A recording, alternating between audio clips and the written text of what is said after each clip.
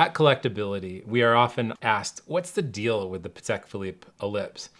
And it's my pleasure to share with you my personal story with the Ellipse and why it's something that's a benchmark of Collectability's sales, promotion. It's ultimately a great story to tell. So here we go. It was back about 15 years ago when I was working for Henry Stern Watch Agency, and Patek Philippe was selling 1% of their sales was the Ellipse collection. Not many people were buying them. It was something that remained in the collection since 1968 and is basically a dying reference. But that's all changing now. So back when I worked there, I was encouraged to present and show Ellipse watches to retailers and end consumers for them to be enticed to buy them. It was my job to sell the Ellipse.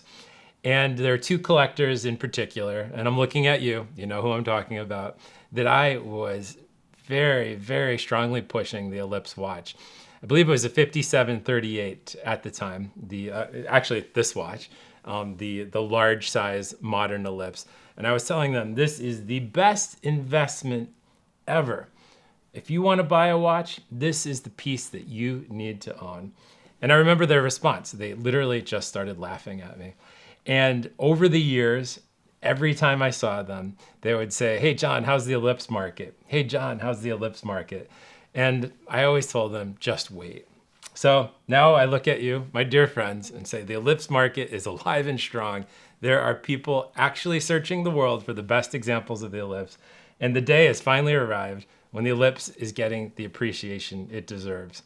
So let's go back to 1968 when the Ellipse was launched and understand why Patek Philippe focused on this look, what they were trying to do, and what happened in the decades afterwards.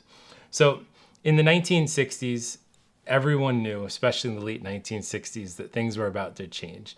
The quartz revolution was around the corner. Patek Philippe had a philosophy. Mr. Stern in particular, Philippe Stern, was trying to bring inside the house traditional Swiss craftsmanship was what was going to keep Patek Philippe alive through the coming storm. He hired some of the best bracelet makers, dial makers, case makers, watchmakers, and they all worked for him under one roof. The Ellipse was the canvas to tell the story of Patek Philippe to the world. Through these watches, they were able to show something that was distinctively different from what anyone else was making, and literally making something that was a watch that was really a work of art. And even in their marketing from the time, it's shocking to read the wording that they used. They were underlining this point in a very direct way. Here I have an advertisement from the period for a beautiful reference, 3548, and it's marketed as the non-watch. And when you read the propaganda behind it, then you really understand what the Ellipse is all about. They say it very clearly. People who merely need to know the time of day will choose a watch, not a Patek Philippe. Now, this is a very important point philosophically to understand what Patek Philippe was doing. They were positioning themselves in a marketplace, selling artwork, something special, something distinctive, something that represented something that transcended time and transcended anything else that other watch brands were making. They were creating a non-watch. And in so doing this, through this process, through the late 60s and 70s, they created a whole family from the Ellipse of other objects you could buy to show that you were part of this circle of Patek Philippe. There was, of course, the Ellipse watch. There were the keychains, Ellipse keychains. There were cufflinks. And most importantly, Patek Philippe lighters, something that really sparked my interest in the Ellipse early on. These were all handmade. They were made by the best hands in the business. These were pieces that were meant to really convey the artistry at the highest level of Patek Philippe. So after the quartz revolution was in full force and sales were dropping for everyone, Patek Philippe had this family to rely on that helped really keep Patek Philippe afloat during very difficult times. Now in the 1970s, it's interesting to see the advertising took another twist. Here we have a Patek Philippe ad which says $1,700 trust fund. They were going on record in global advertising saying, buy this watch and you could actually save money, if not make money for the future. This is unheard of in the history of advertising for watches, and certainly today is not something that we see such bold language used. So moving on to more recent years, as the beginning days of collectability existed, I was looking for some iconic pieces that could represent Patek Philippe's history. Of course, the Nautilus is interesting, but it's inextricably tied to Gerald Genta. There are the Calatrava, but a generic round watch is almost too big of a story to tell. And then I looked at the Ellipse, and I started hearing friends of mine who are also in the watch world starting to discuss the Ellipse in ways I never quite understood. Most notably, Nick Fox, the author of the Authorized History of Patek Philippe. He was a big fan and remains a huge fan of the Ellipse today.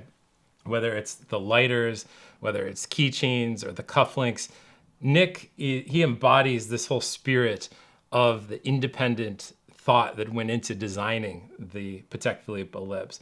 And he promoted it and educated me and really helped convince me the Ellipse is the icon that I was looking for. In addition, Jasm Zarahi, also known as Patekaholic, was always a big fan of the Ellipse, in particular the lighters. And I was thinking about how these leading voices from the world of Patek Philippe were encouraging interest in the Ellipse. And it, to me, the answer was right in front of me. I wanted the Ellipse to be a benchmark of what collectability is offering.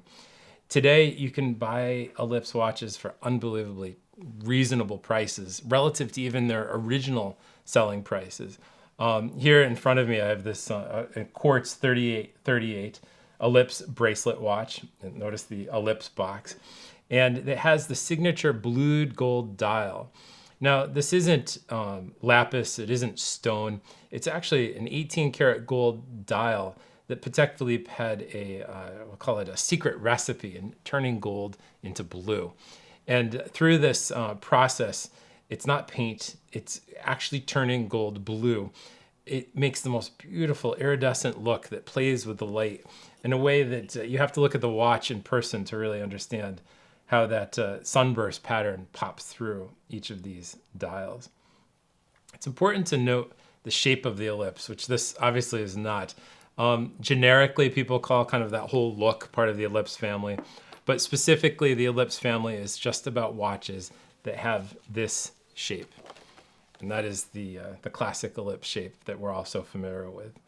Now, the Ellipse shape itself is based on the divine proportion, the ratio of, essentially, it's a ratio of 1.6 to 1 that we see constantly throughout traditional art, architecture, also nature. And it's interesting, even our human bodies are constructed with the divine proportion. One most notably is from your fingers are each at the same ratio of 1.6 to 1, 1.6 to 1. And one thing that absolutely blows my mind, if you take an Ellipse and you could take your finger, the ratio of the 1.6 to 1 exists in everything that's part of our bodies and it's part of the watches. So we're pre-programmed to see beauty in this shape, and it's the shape of the Mona Lisa. It's the shape that we see constantly throughout the world, occurring in nature and also in architecture. So in conclusion, the Ellipse has this wonderful, beautiful family of offerings. There are pieces, very attractive price points that you too can have this tiny bit of Patek Philippe DNA in your own collection.